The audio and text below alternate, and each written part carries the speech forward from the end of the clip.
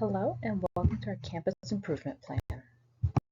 B.F. Terry High School was established in 1980. It was the second high school built in the growing Lamar Consolidated Independent School District.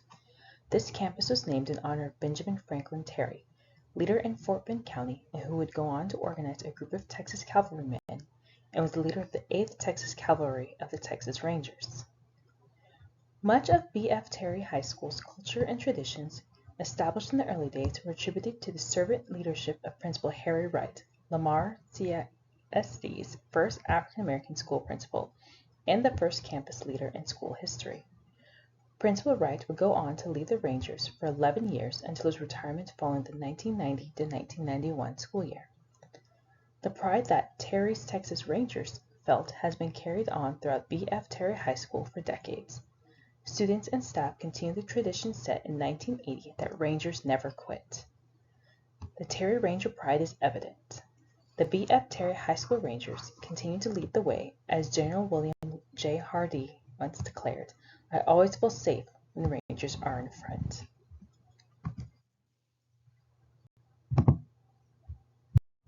B.F. Terry High School has a diverse student body with 77.81% of students identifying as Hispanic, 11.65% of students identifying as African American, 7.48% of students identify as white, 1.43% identify as Asian, and 1.43% of students identify as 2 or more races. The gender distribution of students is 48.08% male and 51.92% female.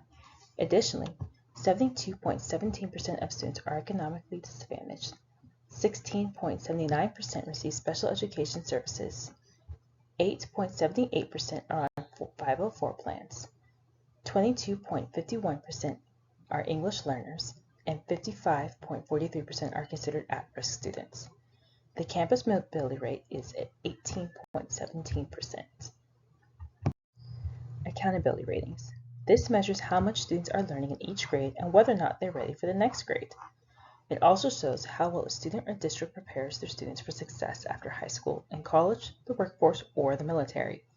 State accountability ratings are based on 3 domains: student achievement, school progress, and closing the gaps. Scores are scaled from 0 to 100 to align with letter grades. The accountability ratings for B.F. Terry High School measure various aspects of performance and overall school quality. Academic achievement is the evaluation of student performance in core subjects like math, reading, and science, often based on standardized test scores. School progress is an assessment of student growth and progress year after year.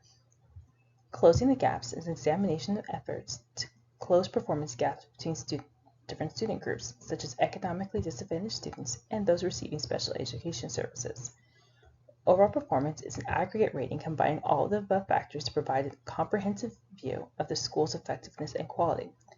These ratings help stakeholders understand the strengths and areas for improvement within the school, guiding efforts to enhance educational outcomes for all students. The overall rating that the B.F. Terry High School has received is 76 out of 100%, or C rating. For student achievement, we received a 73 out of 100% for student achievement, which is a C rating. School progress was an 80 out of 100, which is a B rating. And closing the gap was not rated but received 66 out of 100 possible points. Leadership members for the Campus Improvement Plan for Terry High School are identified as both campus personnel and Title I personnel. This includes campus and grade principals, testing coordinators, a parent educator, audiovisual technology representative, English teacher, marketing representative, college and career facilitator, special education representative, emerging bilingual specialist, and a credit restoration aide. By May 2024, B.F. Terry High School outlined 3 end-of-year goals they wished to meet. The first of which is that all English 1, English 2, Biology, Algebra 1, and U.S. History STAR students and student groups test takers will increase the overall academic performance at the MEETS level by 7%, Masters by 4%, as measured by the English 1, English 2, Biology, Algebra 1, and U.S. History end-of-course exams. They also identified several performance objectives. Performance Objective 1 is that they improve instruction by providing all teachers professional development and coaching supported as outlined by district and campus expectations. Objective 2 is that teachers will align and adjust written, taught, and assessed instruction curriculum to standards by both district and state standards by utilizing PLC meetings and district-provided resources.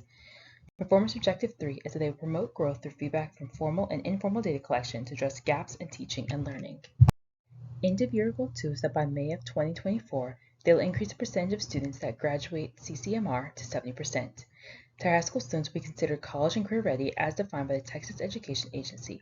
This growth will be demonstrated through the TSI criteria, earning credit in on-ramps courses, dual credit enrollment, AP test scores, and earning an industry-based certification for the 2023-2024 school year.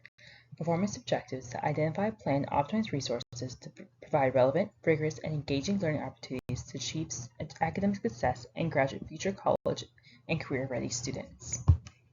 End-of-year goal number 3 is that by May of 2024, parent involvement and engagement will increase, as evidenced by a parent and community newsletter, social media engagement, campus surveys, and Skylar and Raptor data.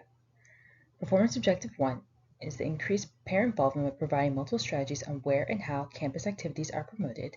Performance Objective 2 is to increase parental involvement by giving parents opportunities to engage, learn, and support their child's education and development. Professional Development Focus. The campus has targeted 4 main components of professional development focused around the knowledge and understanding of content and state standards. The first is the depth of understanding of state standards. Second, facility with data management analysis.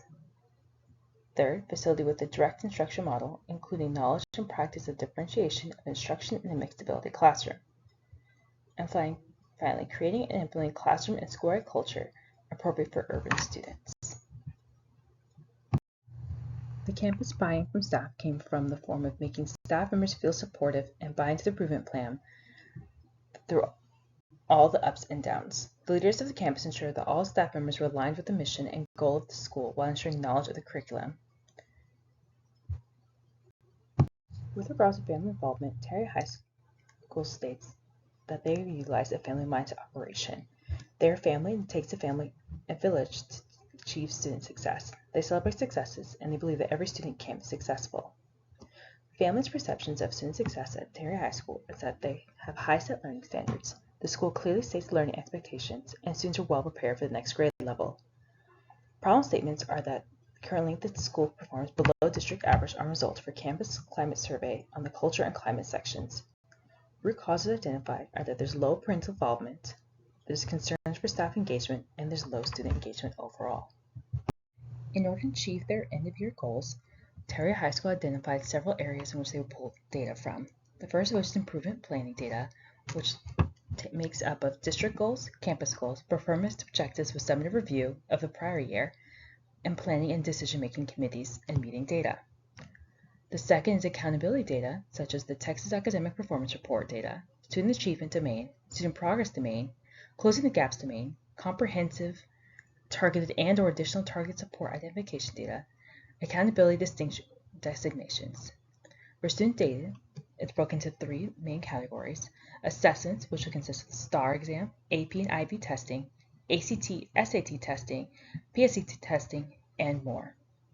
Student groups will be formed of race and ethnicity data, special programs data, economically advantaged and non-economically disadvantaged performance and participation data, male and female performance, progress, and participation data, special education, non-special education, migrant, non-migrant, and more.